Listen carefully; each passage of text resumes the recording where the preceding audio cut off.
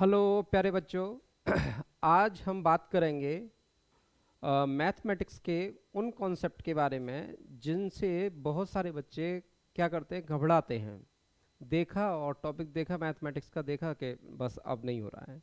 जैसे जैसे आपसे पूछा जाए, अगर आपसे ए प्लस बी का होल स्क्वायर पूछ लिया जाता है, बेसिक से स्टार्ट करेंगे। ए प्लस बी का होल स्क्वायर पूछ लिया जाता है तो आप ए प्लस बी के होल स्क्वायर को बोल तो देते हैं, लेकिन मैंने मोस्टली बच्चों को देखा है वो उससे ये पूछ लिया जाए कि ये आया कैसे, तो शायद वहाँ पर वो रुक जाते हैं। तो आपके इस डर को दूर करने के लिए मैं कुलदीप गौतम आपके लिए बहुत अच्छे अच्छे टॉपिकों के साथ में फिजिक्स जब पढ़ी जाती है, जब आपको कई तरीके का मैथमेटिक्स आता है, तो फिजिक्स की बेसिक जानकारी आपको जब होगी कि जब आपको बेसिक मैथमेटिक्स आता हो। और वो मैथमेटिक्स सिक्स क्लास में, सेवन्थ क्लास में, एट्थ क्लास में, नाइन्थ में, टेंथ में, इलेवेंथ में, ट्वेल्थ में, तो ये सारा कुछ समझने की ज़रूरत है। जब हम ये सारा कुछ समझेंगे तो हम आपको आगे बेहतर तरीके से पढ़ा पाएंगे। ठीक है ना? तो अगर आपने नहीं अभी तक अपनी पढ़ाई को स्टार्ट किया है तो आप हमारे साथ में अपनी पढ़ाई को स्टार्ट कर सकते हैं। और मेरा चैनल है JSK फिजिक्स क्लासेस के नाम से, और जाओ उसे यूट्यूब पर सर्च कीजिए। उस पर जा कर के आपको ये बहुत ही प्यारे प्यारे कॉन्सेप्ट आपको मिलने वाले हैं। ठीक है? तो आज हम बात करने वाले हैं कुछ ऐसे फॉर्मूलों की जो होते तो बहुत आसान हैं, लेकिन कुछ कारणों की वजह से हम उन्हें कर नहीं पाते हैं। ठीक है ना? तो जैसे मैंने अभी आपसे पूछ लिया, मानो ए प्लस बी का होल स्क्वायर, तो मैंने ए प्लस बी का होल स्क्वायर, सबसे पहले तो बात ये करेंगे कि ए प्लस बी का होल स्क्वायर बना कैसे, है ना? तो मेरी बात बिल्कुल जीरो से स्टार्ट होगी। जैसे मैंने अगर आपसे बोलूं कि ए की power zero is equal to कितना होता है, तो जवाब आपका होगा कि ए की power zero is equal to one होता है। तो आप एक पहला कंसेप्ट जान गए। देखिएगा, मैं बिल्कुल जीरो से स्टार्ट कर रहा हूँ। ठीक है? तो जब जीरो से हम बातें करते हैं, यानी कि यहाँ पे कितना है, जीरो। अब इस जीरो के लिए जब हमें काम करना है तो ए की पावर जीरो की वैल्यू कितनी होती है, वन होती है। कितनी होती है, वन होती है। अगर मैं आपसे कहूं कि वन की power zero is equal to कितना होता है, तो आप ये भी बोलेंगे वन। और मैं अगर आपसे ये कहूं कि वन की power one is equal to कितना होता है, तो भी आप बोलेंगे वन। अब इन दोनों बातों से एक बात तो क्लियर हो गई कि जब ये वाली वैल्यू, ये वाली वैल्यू, ये वाली वैल्यू सब इक्वल हैं, सारी वैल्यू इक्वल हैं, तो क्या लिख सकते हैं, ए की power zero is equal to one की power zero is equal to one की power one is equal to one.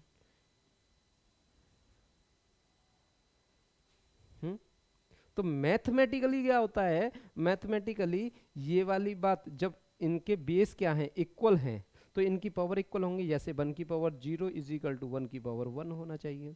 जब वन की पावर वन, वन की power zero is equal to one की पावर वन होना चाहिए, तो इसका मतलब जब बेस क्लियर है तो वन और वन कैंसिल आउट हो जाना चाहिए, यानी zero is equal to one हो जाना चाहिए। क्या पॉसिबल है? तो ये तो पॉसिबल है ही नहीं, ऐसा तो होगा ही नहीं। होगा क्या? नहीं होगा। ठीक है?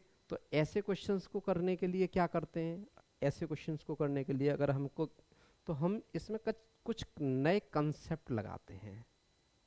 जैसे जैसे अगर मैं आपको कहूं कि मैंने लिखा ए की पावर एन, कितना लिखा मैंने, ए की पावर एन, ए की पावर एन, और ए की power N is equal to, मैंने लिख दिया अ, ये एन वन और इसको ए की पावर एन टू। यहाँ पे देखिएगा पावर दोनों की सेम है। ठीक है ना? अब ऐसी कंडीशन के लिए मैं इसको लिख सकता हूँ ए की power N one minus A की power N two equal to कितना लिख सकते हैं, जीरो लिख सकते हैं। लिख सकते हैं या नहीं लिख सकते, है ना?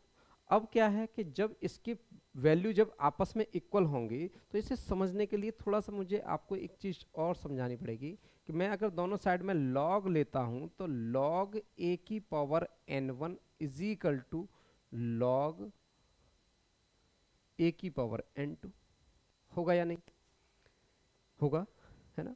अगर मैं दोनों साइड में लॉग लेने पर अगर मैं इस वाली वैल्यू को इधर लेकर के आता हूं तो लॉग ए की पावर n1, या फिर इसको ऐसे करिएगा, n1 को इधर रखिएगा, log A is equal to n2, ये भी लॉग का ही मेथड है, लॉग m की पावर n का लिख सकते हैं। सबका बेस ई है, सबका बेस ई है, ठीक है। तो अब इस वाले कंसेप्ट को इधर लेकर के आएंगे तो ये क्या हो जाएगा, n1 माइनस n2 होगा कि नहीं होगा। और ये वाली वैल्यू कितनी है, लॉग ई, और ये कितना हो जाएगा ए, यानी कि इसको हम यहां ले आए और लेकर के लॉग ए को क्या ले लिया हमने, कॉमन ले लिया, और इज इक्वल टू कितना हो जाएगा 0। अब इसमें n minus n1 minus n2, n1 minus n2 is not is equal to 0, या फिर हम ये कहें log e a is not is equal to 0। जब किसी एक कंडीशन को रखेंगे तो दूसरी वैल्यू को जब 0 के बराबर लिख सकते हैं। यानी कि अगर मुझे ये लिखना है, इसको क्या लिखना है, अगर मुझको ये लिखना है, ये इज इक्वल टू 0 लगाना है, तो मुझे ये वाली वैल्यू को 0 is not is equal to करना पड़ेगा। इस केस में हम n1 is equal to n2 लिख सकते हैं। तो कंसेप्ट को समझने के लिए ये नहीं कि ऐसे समझ लिया, ये समझ लिया, तो पूरे कंसेप्ट को आपको समझना होगा, ठीक है। तो ऐसे ही टॉपिक के साथ में हम बहुत सारी बातें करने वाले हैं। अब एक और टॉपिक ले लेते हैं इसी के साथ में आपका, और वो टॉपिक है आपका, जैसे मैंने अभी लिखा था a प्लस बी का होल स्क्वायर। तो मैंने लिखा a प्लस बी का होल स्क्वायर।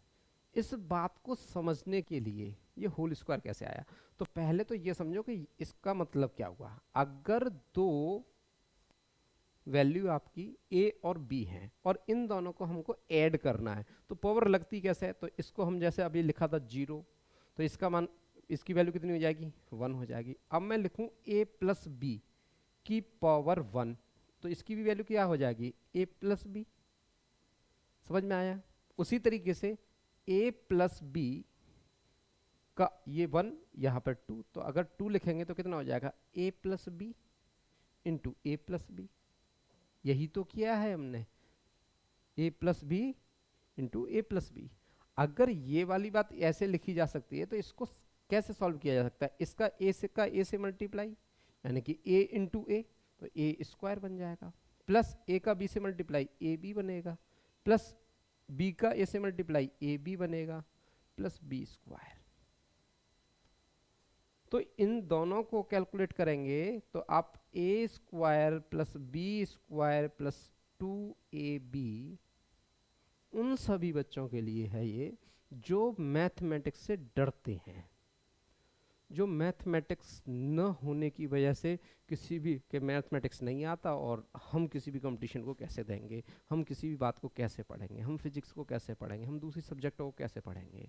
तो बेटा आप लोगों का जो डर है, उस डर को दूर करने के लिए, मुझे पता है कि ये कंसेप्ट बहुत छोटे कंसेप्ट हैं, आप लोगों को नहीं हो सकता है कि आपने पढ़ा हो बेहतर तरीके से, लेकिन मुझे ऐसा लगता है कि मैं जब बहुत सारे बच्चों को देखता हूँ तो मुझे ऐसा लगता है कि कहीं आप लोगों में बहुत सारी चीज़ों की कमी है।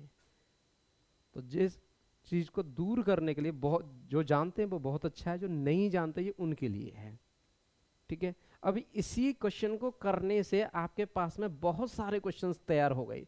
कैसे, अभी मैं आपसे बोल दूं कि बेटा a प्लस बी का होल क्यों निकालो, तो आपको ये मेथड पता है, सर ने क्या किया था, a प्लस बी किया है, वैसे a प्लस बी करेंगे, तो आपकी चीज़ें आसान हो गई। समझने वाली बात है क्या है, ऐसा नहीं कि आप जानते नहीं हैं, आप जानते हैं, इसका होल क्यों खोलना आप जानते हैं। तो मैंने लिखा a प्लस बी, और इसमें तो a प्लस बी कितना,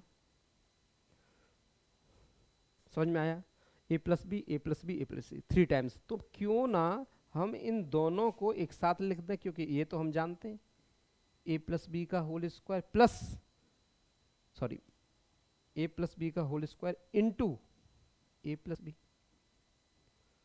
तो एक्चुअल में मेरा काम उस बेसिक जानकारी को आप तक पहुंचाना है कि मुझे लगता है कि बड़ी बड़ी चीज़ें हम बहुत अच्छे से पढ़ते हैं लेकिन कभी छोटी छोटी चीज़ों पर ध्यान नहीं देते। इनको ध्यान न देने की वजह से हम कई बार बहुत ज़्यादा ये सोचते हैं कि नहीं ये चीज़ें हम नहीं कर सकते। तो किस किस चीज़ को कितना अच्छे तरीके से पढ़ा जा सकता है वो देखिएगा आप। तो जैसे अब इसका, तो अब आपको ये पता है कि ए प्लस बी का होल स्क्वायर क्या होता है, ये होता है। तो आपने लिखा a square plus b square plus 2ab, लिख लिया। और ये कितना लिखा आपने, ए प्लस बी। अब अगर मैं आपसे करूं मल्टीप्लाई करने के लिए, तो आप हर एक कोई भी बच्चा होगा इसका मल्टीप्लाई कर देगा, जो 6 स्टैंडर्ड में ही पढ़ रहा है वो भी कर देगा, ठीक है ना। तो ये कंसेप्ट है आपको समझने वाले, इन चीज़ों को अच्छे से समझिएगा।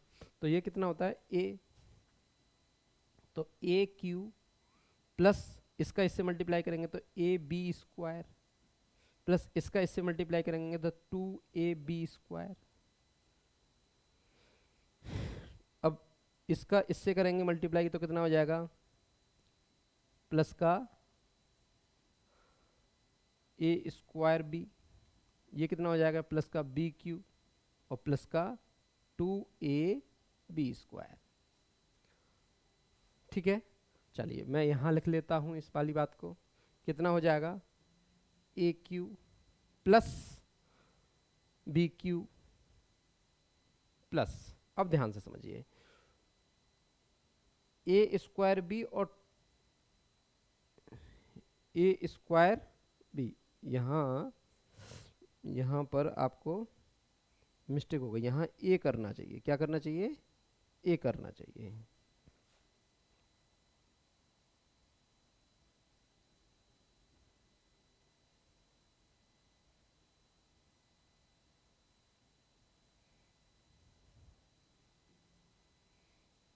ए स्क्वायर बी होना चाहिए, ठीक है।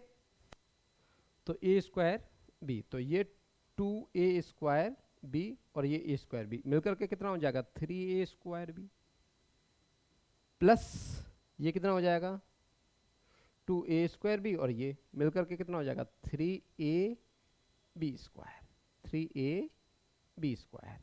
तो यहां से आप क्या ले सकते हैं, a cube plus b cube plus 3ab और ब्रैकेट में a प्लस बी, किसका फॉर्मूला बन गया, a प्लस बी का होल क्यूब, ठीक है। सिंपल टॉपिक हैं आपके और आप अच्छे से पढ़ सकते हैं। अब आप क्या कर सकते हैं, a माइनस बी का होल स्क्वायर निकाल सकते हैं, a माइनस बी का होल क्यूब निकाल सकते हैं, a प्लस बी का होल 4 निकाल सकते हैं, है ना। होल 4 कैसे निकालेंगे, वही a square plus b square plus 2ab plus 2ab और दूसरे ब्रैकेट में a square plus b square plus के 2ab करिए और आपकी वैल्यू निकल आएंगी, ठीक है ना। समझ में आ रहा है, तो इस तरीके से आप चीज़ों को समझ सकते हैं। ए स्क्वायर प्लस बी स्क्वायर और दूसरे ब्रैकेट में ये, तो इसका और इसका मल्टीप्लाई कर दीजिए आप आपस में, तो इससे ए प्लस बी का होल 4 निकल आएगा। अब ऐसी वैल्यू को और भी बेहतर करने के लिए, जैसे आपको पूछ लिया जाए 5 टाइम्स के लिए क्या काम करेंगे, जैसे a प्लस बी की पावर 5,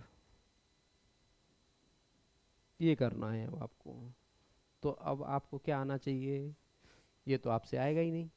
क्यों नहीं होगा भाई, क्यों नहीं होगा, क्योंकि हम इसको किस तरीके से करने वाले हैं, इसे करने के लिए हमें क्या पता होना चाहिए, तो आंसर है बाइनोमियल थ्योरम। अब बाइनोमियल थ्योरम तो 6 क्लास का बच्चा जानता नहीं है, 7th का जानता नहीं है, 8th का जानता नहीं है, 10th का जानता नहीं है, ये तो 11th की बातें हैं। तो उन लोगों की क्लास में 6 वाले क्लासों में तो ये सारी चीज़ें यहाँ से आगे की आती भी तो नहीं है। तो जितना आप जानते हैं उतना सीखिए, जितना नहीं जानते, जितना आपका लेवल बढ़ता जाएगा, वीडियो पढ़ी हुई है आप आगे तक और भी देखिए, जब आपके स्टैंडर्ड बढ़ जाए तब आप वीडियो को फिर से देखिए। ठीक है ना। तो इसी तरीके से अच्छे कंसेप्ट के साथ में फिर से नेक्स्ट अगली वीडियो में बातें करेंगे।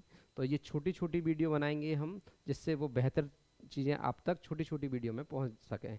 तो आज की वीडियो देखने के लिए बहुत बहुत धन्यवाद।